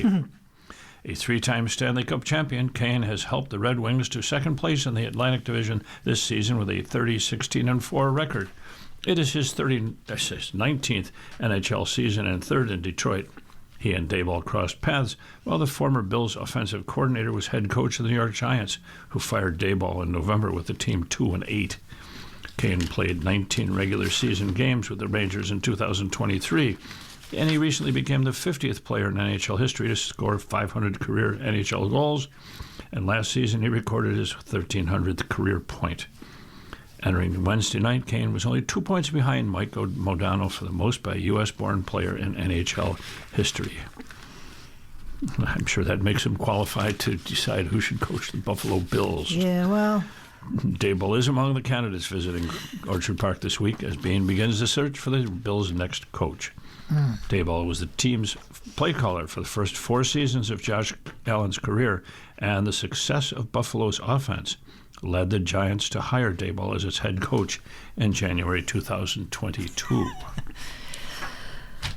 Well, we'll see what happens. Everybody seems to have a strong opinion about what's going on with the Bills lately. One way or another. Very strong.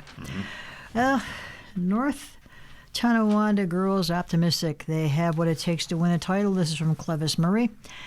North Tonawanda's girls basketball team has been feeling North Tonawanda's girls basketball team has a feeling of pressure this season. Under first-year coach Ryan Brett, The Lumberjacks have decided to be different and aren't playing as part of a league. They left the Niagara Frontier League to go independent after drubbing Seasons 8 a year ago. It's a risk the program is taking to remove itself from guaranteed wins, instead to curate a schedule to their liking. There's no days off, Brad said. You can't take any game lightly. You can't take any practice lightly. Every rep matters. Every play matters. Brad has spent a lifetime in the Western New York hoops world. He climbed the ranks, having played at Hilbert College and coached junior varsity at Cardinal O'Hara. He brought the idea of the team competing on an independent schedule. This season, the team has a more flexible schedule against teams in Rochester, Syracuse, and Erie, Pennsylvania. It's a step up in the competition to have a gauntlet of tough opponents. We had 2 games decided within 5 points back-to-back days, and we pulled both of them off. But you can't take days off, Brad said. The no days off culture isn't just locker room talk. It's become a way of life. By playing as an independent, the Lumberjacks have simultaneously become invisible from the state rankings. While Orchard Park sits at number 5 in Class AA, North Tonawanda, 8-2, is unranked. The Lumberjacks haven't been ranked since the first December 23rd rankings, with losses against St. Mary's, a team starting 4 Division I players, and a defeat against Frewsburg, the reigning Class C champion. Although the Lumberjacks are ranked number 2 in the News Large school polls, Brad could not care less. That's more important. What's more important is the experience gained from a difficult schedule. We're learning a lot about ourselves and figuring out how tough we are, Brad said. It's hard to even think about late February or March, but I try to keep my girls into remembering we have one game at a time to worry about. Helping the team go is a duo, senior Annabelle Day and her sophomore sister Lily. Annabelle, a UB signee, is averaging 18.4 points at 5.8 assists and 6.6 rebounds, 3.4 steals, and 0.9 blocks per game. Wow. After starting her career as a Lumberjack, Annabelle did a 2-year stint at Cardinal O'Hara before transferring back home. She wanted to play at home, and that feeling was shared in her college decision. I really wanted to play for my city, Annabelle said. What made me pick UB is definitely the coaching staff, and obviously it's basically home. I'm really excited for the opportunity, but I know it's a big jump. I'm preparing by staying disciplined, working hard at my game every day, and taking care of my body. Annabelle was expected to become the school's all-time leader on Thursday against Cardinal O'Hara. She needed 6 points to pass Erin Davis, class of 2010, who has 1,674 points. The evening was senior night for Lumberjacks, with the chief of police, mayor, and superintendent expected to be in attendance. Then there's Lily. She's averaging 14.8 points, 9.8 rebounds, 3.8 assists, 2.6 steals, and a block per game. She has offers from UB, St. Bonaventure, Canisius, and others. It's very different this year, Annabelle admitted. Obviously, we have the same team, the same mindset, but we have a new coach and basically a whole new system. We're way more hungrier now. Standing at 6'3", Jacayla Brown is the interior presence for North Tonawanda. While volleyball is her first sport as a Division I prospect, she owns the paint on the basketball court, averaging 6.8 rebounds, 1.9 blocks, and a steal. She's great, Brad said. She makes playing defense a lot easier. She's just a great kid. She's going to be a Division I volleyball player, but she comes in and she's so selfless. She doesn't need to get going on offense to be a good defensive player or teammate. She could shoot 3 times and still play super hard on defense. With the Days and Brown and the lineup, there's optimism North Tonawanda could right what it believes to be wrong by winning the section this year. Last year, the team's goal was thwarted by Star Point, who beat the Lumberjacks in the section final. This year, North Tonawanda's main threats are Orchard Park and Amherst. The pressure is felt because they all know it's the last year of this group, with 4 of the team's top 6 scorers being seniors. Everybody's been buying in a lot more, working harder, and holding each other accountable, Annabelle said. Each day, we just keep working and improving, taking it one game at a time. We're focused on getting better every day so we can reach our big goal of winning the state title. Well, there you have for basketball. Well, they did beat O'Hara last night by a pretty substantial score, but nothing about the individual stats. Looks like it's 34 minutes past the hour, and you're listening to a reading of today's Buffalo News on your Niagara Frontier Radio reading service. I think we could use some advice. Let's see what Eric has to offer us today. Yeah, let's see what he's going to tell us. I'm a freelance contractor, and a few years ago I joined my local Chamber of Commerce and other networking groups to connect with potential clients. I was excited at first, but now I'm not sure what to do. The Chamber of Commerce is mostly older men, and I'm a woman in my 30s. In these settings, the men tend to talk down to me or dismiss my expertise. For example, I've given educational presentations in my spare time only to have attendees crack jokes or ask questions as if they were testing me. One member, a paying client, told me I could learn a thing or two by working with him. After I'd already explained my more than 10 years in the field, it felt condescending and dismissive. Part of me wants to call these comments out, but this business is my livelihood and I can't afford to alienate anyone. How could I handle situations like this? Feeling dismissed. Dear dismissed, first, I'm sorry you have to deal with this treatment. It's not appropriate, and it isn't simply the price of doing business. In dealing with a chamber or other places where you're running into sexist treatment, you might want to create a strategic plan for your time. Set clear, trackable goals for networking or lead generation or any other professional goal, and then create action plans that get you to those goals. Anything that's not part of your plan you can avoid, including some of those condescending conversations. I imagine it can feel you have to put up with these comments on the off chance that these relationships could benefit your business, but that puts the chamber in the driver's seat when, in fact, you're in the driver's seat. Additionally, if there's a relationship is being impeded by sexism, it's appropriate to give that feedback in a professional manner. Good business relationships are built on good communication, and if they're not communicating well with you, then no one is getting what they want or need. Lastly, consider mentoring other women and younger business owners. You've been in the chamber for a few years, which means you have an understanding of the lay of the land that will be helpful to others. Being proactive about connecting with business owners and contractors outside of the chamber may open the door for others to join, thereby widening your network. My guess is that Chamber of Commerce of mostly older men. They've been there for years, and they all kind of feed off each other. Had to deal with that. Dear Eric, I am in my 60s, and I have one child who is in his early 30s. He lives in another state several hours away. I love him dearly, and I have always longed to spend more time with him, but he and his wife, who I really like, are very busy with work and hobbies. When I ask about visiting him, it's never the right time, so I don't. He's very nice to me on the phone and in text, but is pretty snotty in person. I'm not sure why, except we butted heads a lot when he was growing up because we're exactly alike.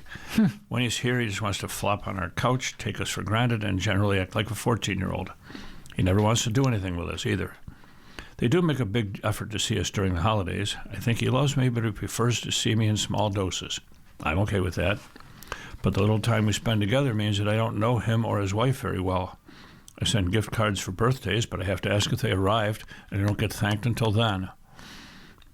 Interestingly, for Christmas, they do a wonderful job of finding thoughtful gifts for me, and they never forget to call me on my birthday or Mother's Day. I find great pleasure in giving them gifts I think they would like, but I don't feel like I know them well enough to do that. Under these circumstances, how can I get to do them better? Love at a distance.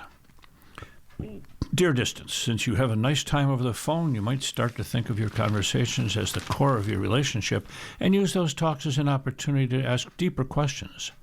You might even start by asking what some of his favorite gifts have been and why. This can give you clues for new gifts, but also inspire follow-up questions that relate more to his personality and habits. I know it's harder to get to know someone over the phone, but it sounds like there's a barrier that pops up for him whenever he's home.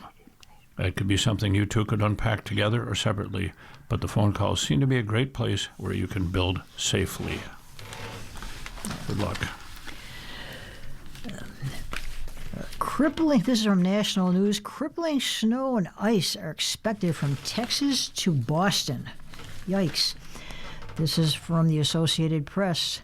Bread was flying off the shelves, salt was being loaded into trucks, and utility workers are nervously watching forecast Thursday as a huge winter storm that could bring catastrophic damage, widespread power outages, and bitterly cold air was barreling toward the eastern two-thirds of the U.S. The massive storm system is expected to bring crippling ice storm from Texas through parts of the south, potentially around a foot of snow from Oklahoma through Washington, D.C., New York, and Boston, and then a final punch of bitterly cold air that could drop wind chills to minus 50 degrees Fahrenheit in parts of Minnesota and North Dakota. Forecasters are warning that damage, especially in areas that get a large amount of ice, could rival a hurricane. About 140 million people were under winter storm or cold weather watches or warnings, and in many places, both. The storm was expected to begin today in New Mexico and Texas, and then the worst of the weather will move east into the deep south before heading up the coast and thumping New England with snow. Cold air streaming down from Canada caused Chicago Public Schools and Des Moines Public Schools in Iowa to cancel classes today. Wind chills predicted to be as low as minus 35 degrees Fahrenheit could cause frostbite within 10 minutes, making it too dangerous to walk to school or wait for the bus. The cold punch coming after means it will take a while to thaw out, an especially dangerous prospect in places where ice and snow weigh down tree branches. And power lines and cut electricity perhaps for days. Roads and sidewalks could remain icy well into next week. Freezing temperatures are expected all the way to Florida, and lows in the north and Midwest will probably get as cold as possible, even down to minus 25 or 30 degrees Fahrenheit, forecasters said. A severe cold snap 5 years ago took down much of the power grid in Texas, leaving millions without power for days and resulting in hundreds of deaths. Governor Greg Abbott said Thursday that won't happen again. The power system has never been stronger, never been more prepared, and is fully capable of handling this winter storm, he said. There's no expectation whatsoever that there is going to be any loss of power from the power grid. Winter storms can be notoriously tricky to forecast. 1 or 2 degrees can mean the difference between a catastrophe or a cold rain. And forecasters said places with the worst weather can't be pinned down until the event starts. Georgia Governor Brian Kemp declared a state of emergency in his state like many other governors, while acknowledging Thursday morning some forecasts have disastrous levels of wintry weather in Atlanta, while others have the Deep South's largest city mostly spared. As a precaution, North Carolina's largest public school system was preparing for potential several days out of physical classrooms next week. The Wake County school system, with 161,000 students in and around Raleigh, told us nearly 11,000 teachers to create 3 days of assignments accessible online or through paper copies. All 275 ice melting salt sold out at Bates Ace Hardware in Atlanta in one morning, manager Lewis Payne said. He's made special trips to the warehouse to restock, but is selling out everywhere. Wendy Chambers stopped by the store to pick up batteries and flashlights in case there's a power outage. We're going to be prepared, aren't we? We're going to be able to read, do things, play games, she said before heading to church choir with her granddaughter. Brine trucks were already treating roads from Oklahoma to Tennessee, with more states expected to begin treating roads as the start of the storm gets closer. Virginia Governor Abigail Spanberger told her residents to prepare for days without power or the ability to get out of their neighborhoods. And then a nod to the politics of that time, the newly inaugurated Democrat said people should not be scared to call 911 in an emergency just because of the immigration crackdowns going on in places like Minnesota. If someone needs to call police, having a health emergency, needs to call first responders, please do so and ensure the safety of your friends, neighbors, and family, and stay warm, Spanberger said. College sports teams moved up or postponed games, and the Texas Rangers canceled their annual Fan Fest event. The city of Carmel, Indiana, canceled its winter games out of fear residents could get frostbite and hypothermia competing in ice trike relay and human curling, in which people slide down a skating rink on inner tubes. Well, but the Nashville Symphony said Thursday this weekend performances of Frozen were still going on as expected. And in Charleston, West Virginia, organizers said the annual West Virginia Hunting and Fishing Show will go on after more than 150 exhibitors signed up for the sold-out event that's expected to draw about 12,000 people Friday through Sunday. The forecast calls for rain, freezing rain, and snow, but with outfitters coming from all over the U.S. as well as Canada and South Africa, the show must go on, said Glenn Gerald, a spokesperson for the West Virginia Trophy Hunters Association, the event's promoter. We're not thinking about stopping. We don't care if it's rain, snow, or high water, Gerald said. Well, Well, all of these low temperatures remind me of my favorite weather trivia question. When it's 40 degrees below zero, is that Fahrenheit or Celsius? The correct answer is? Yes. Yes, exactly. Well, moving on, getting serious again. From the front page, John Bennett of CQ Roll Call tells us President Trump and European leaders broke up this week. Or at the very least, the longtime members of the Transatlantic Alliance are taking a break.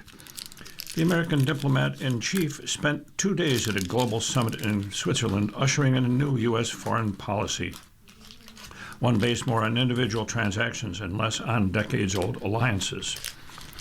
Trump and some of his top aides made clear in Davos during the World Economic Forum that his administration sees far less value than his predecessors in standing shoulder to shoulder with Europe.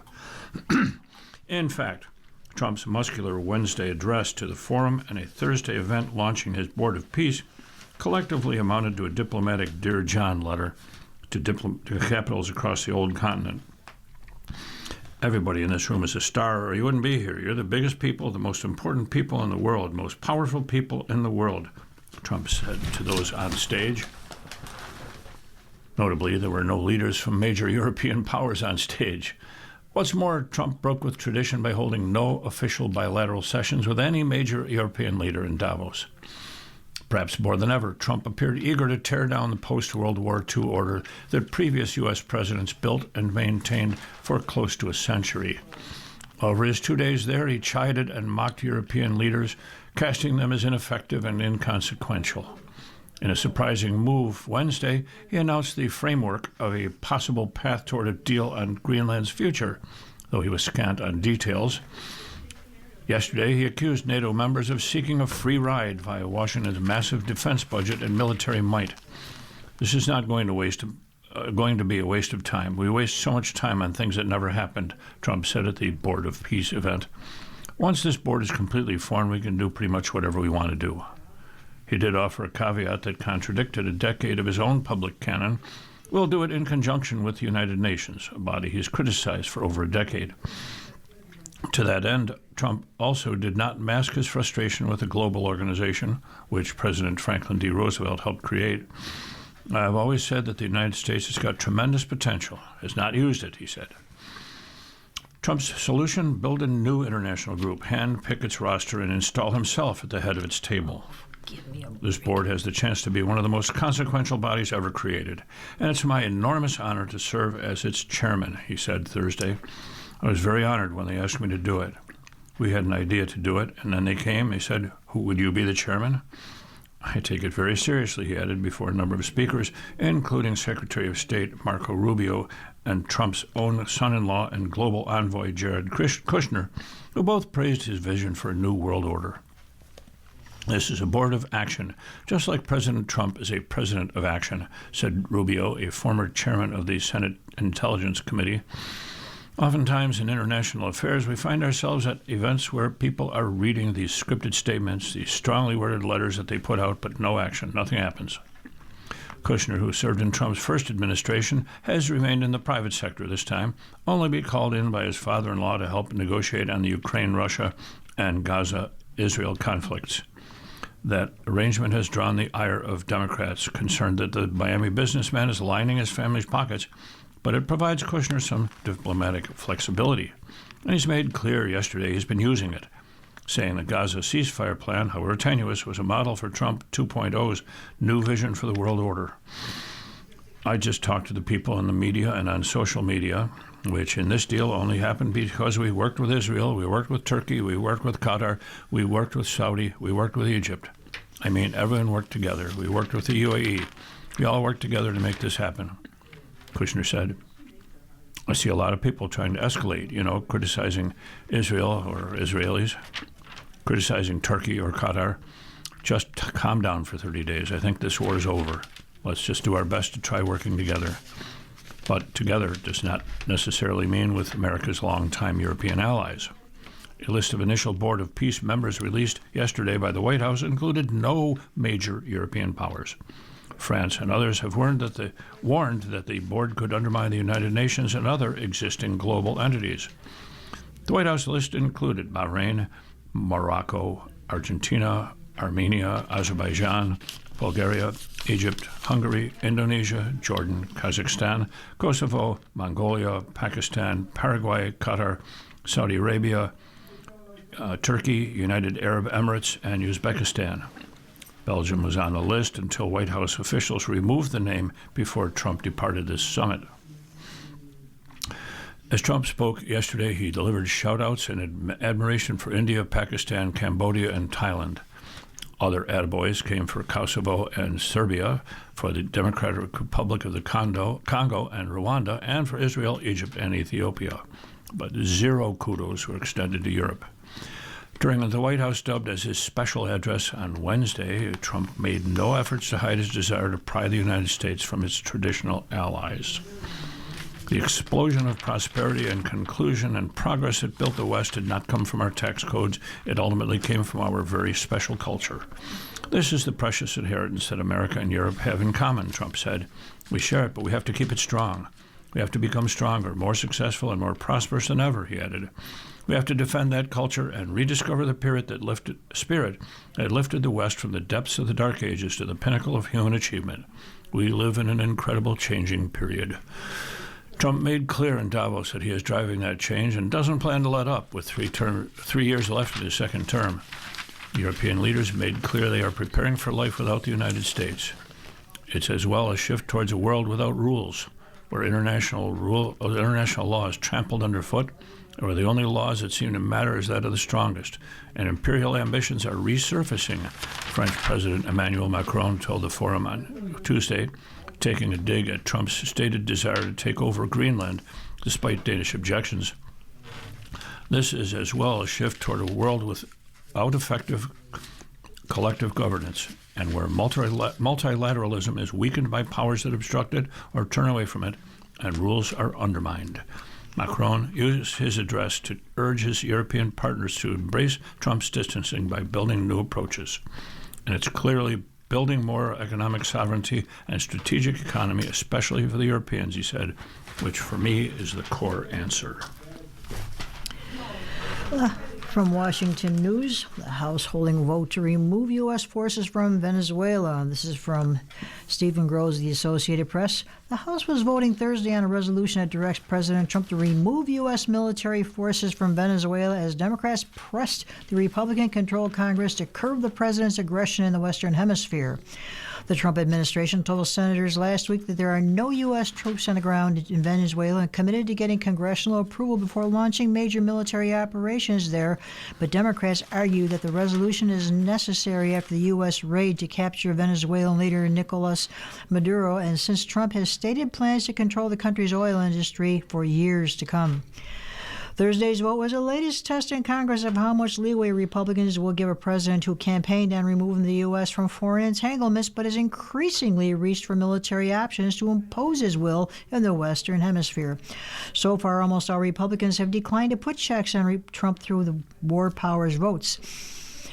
Representative Brian Mast, the Republican chair of the House Armed Services Committee, accused Democrats of bringing the war powers resolution to get a vote out of spite for Trump. It's about the fact that you don't want President Trump to arrest Maduro and you will condemn him no matter what he does, even though he brought Maduro to justice with possibly the most successful law enforcement operation in history, Mast said. Still, Democrats stridently argue that Congress needs to assert its role in determining when the president can use wartime powers. They've been able to force a series of votes in both the House and Senate as Trump in recent months ramped up his campaign against Maduro and set his sights on other conflicts overseas. Donald Trump is reducing the United States to a regional bully with fewer allies and more enemies. Representative Gregory Meeks, a top Democrat on the House Foreign Affairs Committee, said during a floor debate, "This isn't making America great again. It's making us isolated and weak." Last week, Senate Republicans were only able to narrowly dismiss a Venezuelan war powers resolution after the Trump administration persuaded two Republicans to back away from their earlier support. As part of that effort, Secretary of State Marco Rubio committed to briefing next week before the Senate Foreign Relations Committee. When the House voted on a similar Venezuela War Powers resolution last month, 3 Republican House members, Representatives Donald Bacon of Nebraska, Thomas Massey of Kentucky, and Marjorie Taylor Greene, who since resigned from Congress, joined Democrats in voting for the legislation. And Trump has since carried out the attack on Venezuela to seek Maduro, as well as turn his ambitions to possessing Greenland. Trump's insistence that the U.S. will possess Greenland over the objections of Denmark, a NATO ally, has alarmed some Republicans on Capitol Hill. They've mounted some of the most outspoken objections to almost anything the president has done since taking office. Trump this week backed away from military and tariff threats against European allies as he announced that his administration was working with NATO on a framework of future deal of Arctic security, but Bacon still expressed frustration with Trump's aggressive foreign policy and planned to vote for the War Powers resolution, even though it applies only to Venezuela. I'm tired of all the threats, he said. Yeah, I think we all are. What's a good comic today? We need something to laugh at. I can't choose between two of them, so I'm going to read them both. Okay, go ahead. Break of Day. We don't get to do that very often because it's so visual and it's hard to describe, but this is a good one. The guy's looking at a gumball machine, and he says, boy, everything has gone up in price. It says on the gumball machine, cost your firstborn. And then Blondie, Dagwood's looking at the menu, and he says, that's a good one. Says to the waiter, I forget, is it red or white wine that goes with fish? And the waiter's response, do you think the fish even cares? You've been listening to a reading of articles and features from the Buffalo News for today, Friday, January 23rd, 2026. We read the Buffalo News live weekday and Sunday mornings at 9 and rebroadcast at 4 p.m. For more information, call 716-821-5555. Your readers today have been J.J. Patek and Don Williams. Thank you for listening. If you or people you know shop at any of the Dash's supermarkets, please save Dash's register tapes for radio reading. Our agency receives $2 for every $100 in Dash's register tapes. Radio reading has raised thousands of dollars so far. Anyone can drop off their Dash's tapes to the Niagara Frontier Radio Reading Service at 1199 Harlem Road, Cheektowaga, between William and Clinton Streets. Or Dash's tapes can be mailed to the Niagara Frontier Radio Reading Service at 1199 Harlem Road, Cheektowaga, New York, 14227. Any questions on Dash's tapes for radio reading? Call us at 716-821-5555, and thanks for caring.